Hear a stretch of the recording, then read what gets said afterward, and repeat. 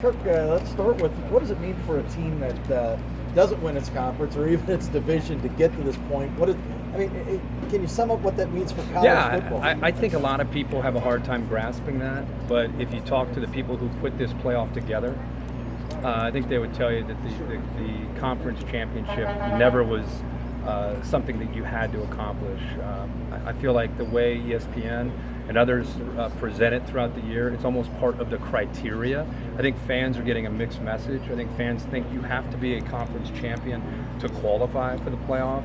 And the reality is the committee sits there behind closed doors. They're just evaluating teams, whether you're a conference champion or not. If you're good enough to be one of the top four in their mind, then you're going to go to the playoff. It's as simple as that. And I know it's hard for people to grasp, but the committee's eyes, they had Ohio State as a solid 2 most of the year once they started ranking the teams. And despite a loss to Penn State, despite Penn State going to the Big Ten championship and winning, Ohio State in the committee's eyes is still one of the top 4 teams, and that's why they're here. And you're comfortable with that? I'm very comfortable with that. Whether it was Penn State or USC or Oklahoma, only because from the beginning of this, I understood what was at stake. I understood it's just like if the Big Ten got 2 teams in this year, or the SEC might get 2 teams in, or the Pac-12. One of those teams wouldn't be a conference champion. I'm completely comfortable. My goal as a fan of this sport is to see the best 4 teams get in. And if the 12 people sitting on that committee feel that these are the best 12 teams, then those are the best 4 teams. And for me, I don't have an issue with that at all. Whether it's not an Ohio State thing for me. It's the way I want it. I mean, when we went to 4 teams, it was about having a kind of a playoff, and this is the closest we can get at this point with the system. The history of teams that have gone to the national championship and lost, the next year they seem to fall off, especially when there's some turnover. What made Clemson different this year? The quarterback. I think Deshaun Watson's, in my opinion, the best player in the country. He's a guy that's been around for 3 years. He understands their system. He understands coverages. He understands how to get out of a bad play and into a good play. He knows how to maximize a good play and make it a great play. The kid just does it all. So, and Clemson, I think, they had enough returning that they had a chip on their shoulder. Despite all the hype and all the expectations, I still feel like they felt like they had unfinished business collectively as a group, and he just happens to head that leadership. What do you make of the matchup between him and Ohio State? I can't wait. I think that's kind of the game within the game, is to watch how Ohio State defends Mike Williams, how Ohio State defends Deshaun, because he's going to run it. I've done so many Clemson games in the last few years, and in these kind of games, when there's this much hype and this much at stake, he's going to run it 20 to 25 times. So defensively, you got to account for a running quarterback who's a real threat. You've got to get numbers up in the box, and now you're going to leave yourself one-on-one on the perimeter against Mike Williams, Artavis Scott, Hunter Renfrow, that entire group of receivers. So how Ohio State handles that matchup in the box against a quarterback run, I think will go a long way in really determining how Ohio State either defends them well or doesn't. When you look at the pass rush of Clemson and Ohio State's struggling just a little bit to protect the quarterback, how much can that come into play? How legitimate is this pass rush for Clemson? It's legit. Brent Venables, it's a lot like Ohio State. They've lost more probably than anybody over the last 2 years. But his scheme is an aggressive mindset. They blitz. They bring a lot of pressure. They love to bring their linebackers, Joseph and Boulware, and they're not going to do anything any different in this game. If I'm defending Ohio State, based on the way Ohio State finished the season, I'm loading up on stopping them and their ability to run the football, especially with J.T. Barrett. And what I really want to be able to do is try to get them into some obvious passing situations. And then I'm going to account for Curtis Samuel. I want to see if J.T. Barrett can make plays consistently for 4 quarters without going in the passing game to Curtis Samuel. Who else can make plays against me if I'm defending them that can make me pay for that? And until they do that, especially downfield, I'm going to continue to put pressure on their running game and put pressure on Curtis Samuel. How's Clemson changed from last year when they played in this national title game here? I think maturity. I think last year it was all new for them. I think that this program doesn't get the respect nationally yet that it probably deserves. I would put Clemson in the last 5 years, if you look who they have beaten, their wins and losses, I'd put them right up there with the elite teams in the country.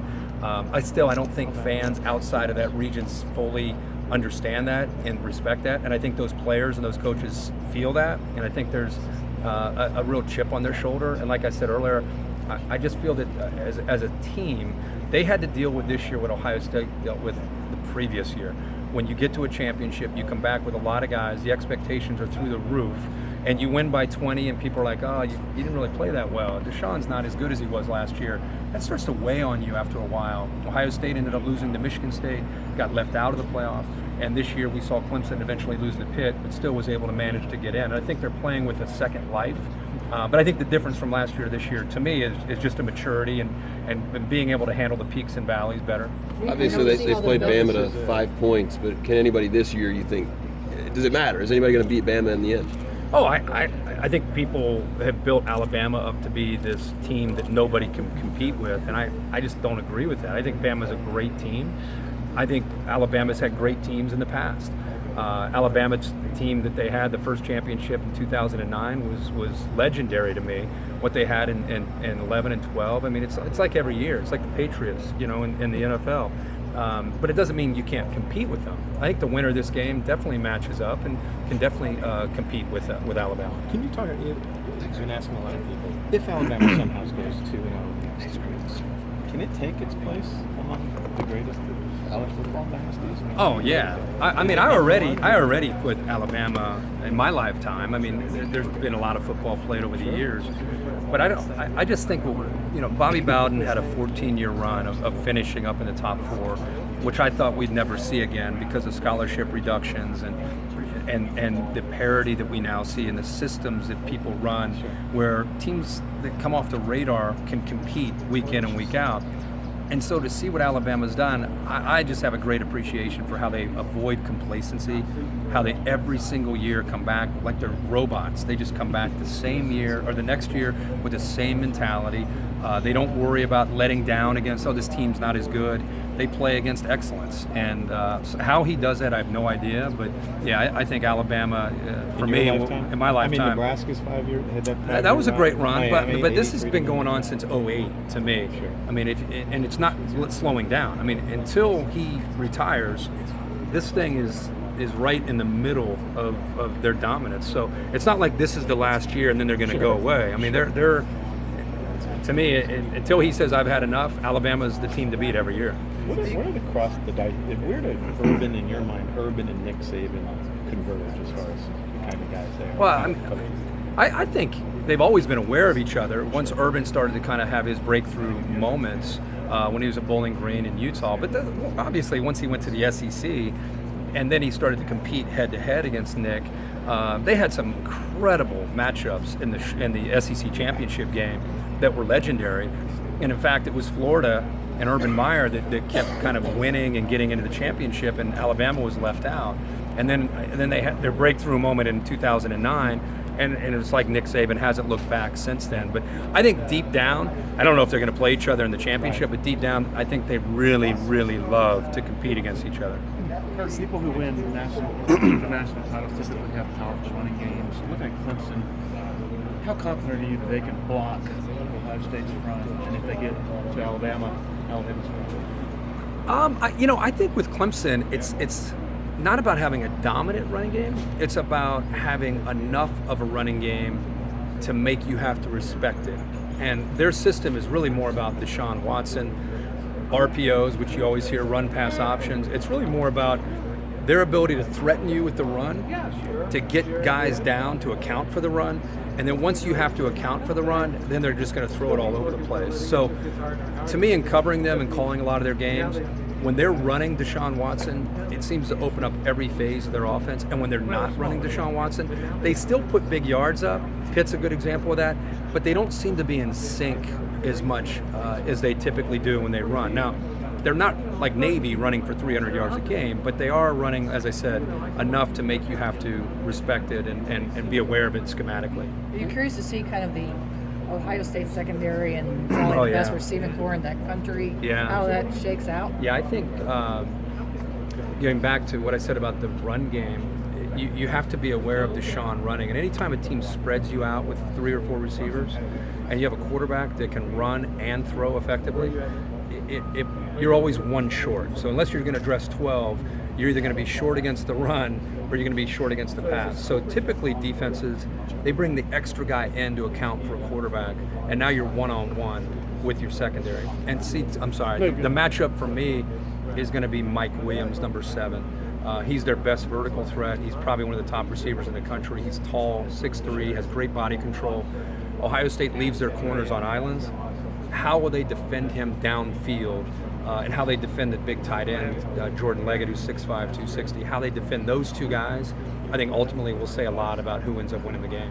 Who's the key guy, excluding the quarterback, on each side of the ball? Oh, is that right? I'm trying to figure out. I just have a feeling 4 weeks to prepare. Everybody knows about Curtis Samuel. All the film shows you that you have to stop Curtis Samuel. All the film shows you have to stop J.T. Barrett. It's Urban Meyer. It's either going to be KJ Hill, or it's going to be Noah Brown, or it's going to be Marcus Ball. Nobody's as smart and knows his offense like Urban Meyer. And he knows that the way they played against Michigan State and against Michigan is not going to cut it in this game. Their passing game is going to have to be much better if they're going to win this game. Because Clemson has had 4 weeks to prepare for a quarterback run and keeping an eye on Curtis Samuel. So they're going to put everybody up at the line of scrimmage. They're basically going to say, you heard their safety come out and say it. Yeah, make somebody, who else can beat us besides number 4 and number 16? Who else? And that's why Urban knows that. So that's why I'm sitting here like, man, who is it going to be? Because if Ohio State wins, we're all going to be in the post game and we're going to be talking to KJ Hill. My gosh, where did this come from? Or we're going to be talking to Noah Brown. Hey, it's Vincent's Oklahoma. Welcome back. Somebody's going to be making plays that hasn't been making plays for the last 7-8 weeks. And I just don't, maybe. I don't know. Your guess is as good as mine. But it's going to, you guys tell me, man, because I don't know. I just know if they win, somebody that's unsung, the tight end, Marcus Ball, can make plays. Ridiculous talent, young, has great feet, but doesn't have a lot of upper body strength right now. I feel like teams, if you really go back and study him, he's been on the road, and when you're a tackle on the edge on the road at Penn State or Wisconsin, your eyes are in looking at the ball. And a guy across from you does that. How many times the false starts are as disturbing as the holding calls. So he's already on edge out there on an island, and now his eyes are on the ball, and now the ball is snapped. And in the Penn State game, when they knew they were going to throw, and those guys are very talented. They're just going around him. So I think it's about confidence. It's about his hands. It's just technique with his feet. I think the kid has tremendous upside. I just think that he's been overwhelmed against some of the guys and some of the atmospheres that he's been in. Very interested if there's somebody asked me about a matchup I'm excited about. I can't wait to see how Isaiah Prince, with all the noise around him and this offensive line, he's going to take that personally. And now he's going up against Christian Wilkins, who isn't a twitch guy. He's not a quick guy. Incredibly powerful, 300-pound guy, more of an inside guy that they had to move outside, and has had a great year. But he's not going to put his hand on the ground like an SEC defensive end and zip around you. He's going to go right through you. So I think that may play into kind of Isaiah's strengths as a pass protector. So how he holds up obviously will go a long way. But I just mean his mind. Where is his mind after what he's endured for these last 3 or 4 weeks? Just 2 more questions. You mentioned Urban